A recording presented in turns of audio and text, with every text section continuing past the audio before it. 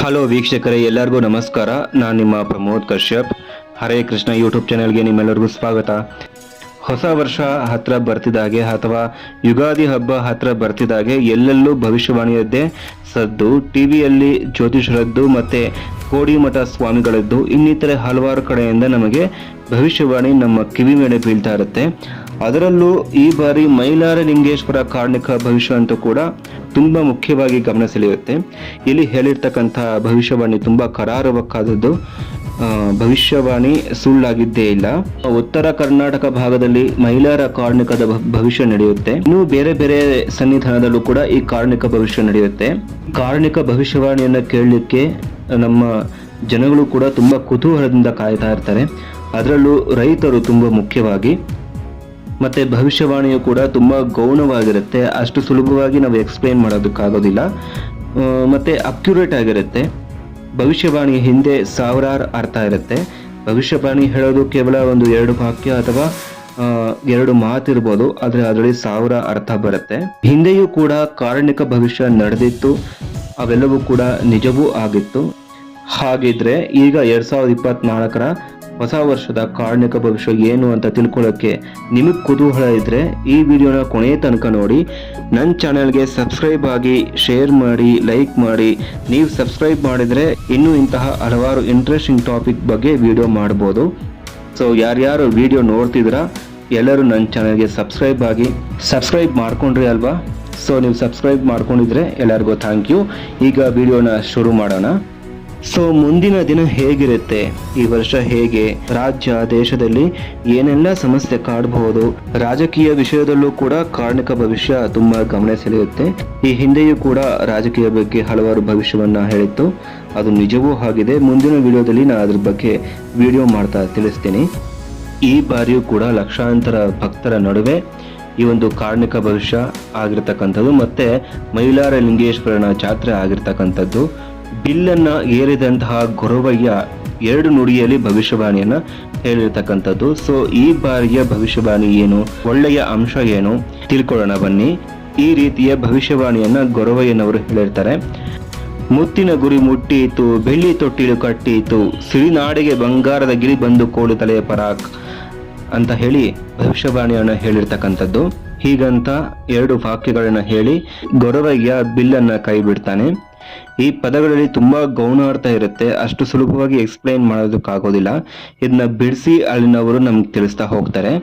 ಇದರ ಅರ್ಥ ಏನಪ್ಪಾ ಅಂತಂದ್ರೆ, ನಾಡಿನಲ್ಲಿ ಈ ಬಾರಿ ಉತ್ತಮ ಮಳೆ ಬೆಳೆ ಆಗುತ್ತೆ, ರೈತನಿಗೆ ಸಹಾಯಕವಾಗಿರುತ್ತೆ ಅಂತ ಕಾರ್ಣಿಕ ಭವಿಷ್ಯ ಹೇಳಿರುತ್ತೆ.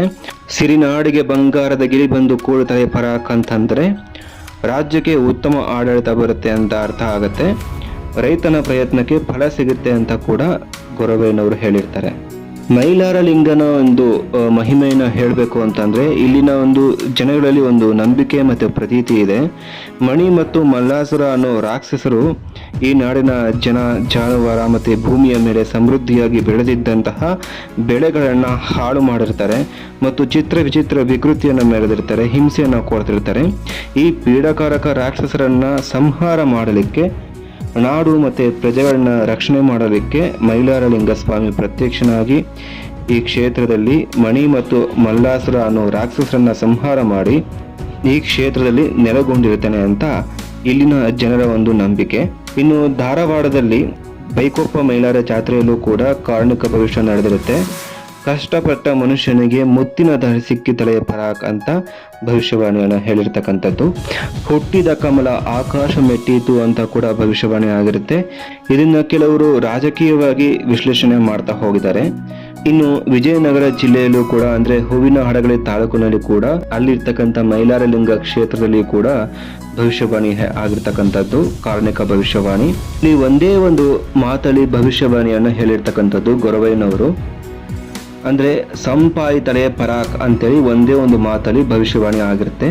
ಹೀಗಂತಂದ್ರೆ ಈ ಬಾರಿ ಮಳೆ ಬೆಳೆ ಸಂಪಾಗಿ ನಾಡು ಸುಭಿಕ್ಷವಾಗಿರುತ್ತೆ ಅಂತ ಹೇಳಿ ಕಾರ್ಣಿಕ ಉಕ್ತಿ ಆಗಿರುತ್ತೆ.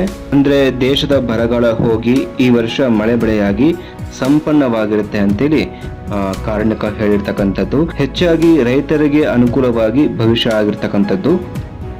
ರೈತರಿಗೆ ಭವಿಷ್ಯವಾಣಿಯಿಂದ ಶುಭ ಸುದ್ದಿ ಬಂದಿರತಕ್ಕಂಥದ್ದು.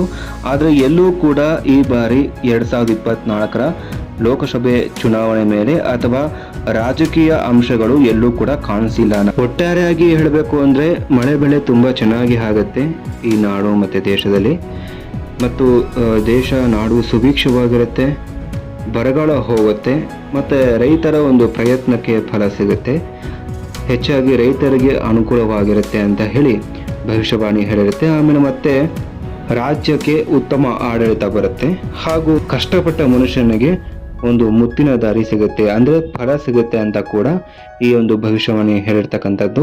ಸೊ ಈ ವಿಡಿಯೋ ನಿಮ್ಗೆ ಇಷ್ಟ ಆಗಿದ್ರೆ ಖಂಡಿತ ಲೈಕ್ ಮಾಡಿ, ಶೇರ್ ಮಾಡಿ, ಸಬ್ಸ್ಕ್ರೈಬ್ ಮಾಡಿ. ಯಾರ್ಯಾರು ನೋಡ್ತಿದ್ದೀರಾ, ನೀವು ಸಬ್ಸ್ಕ್ರೈಬ್ ಮಾಡಿದ್ರೆ ಇನ್ನೂ ಹಲವಾರು ಇದೇ ರೀತಿ ಇಂಟ್ರೆಸ್ಟಿಂಗ್ ಟಾಪಿಕ್ ಬಗ್ಗೆ ನಾನು ವಿಡಿಯೋ ಮಾಡ್ತಾ ಹೋಗ್ಬೋದು. ಜೈ ಹಿಂದ್, ಜೈ ಕರ್ನಾಟಕ, ಜೈ ಮೈಲಾರಲಿಂಗೇಶ್ವರ, ಕೃಷ್ಣ ಅರ್ಪಣಮಸ್ತು.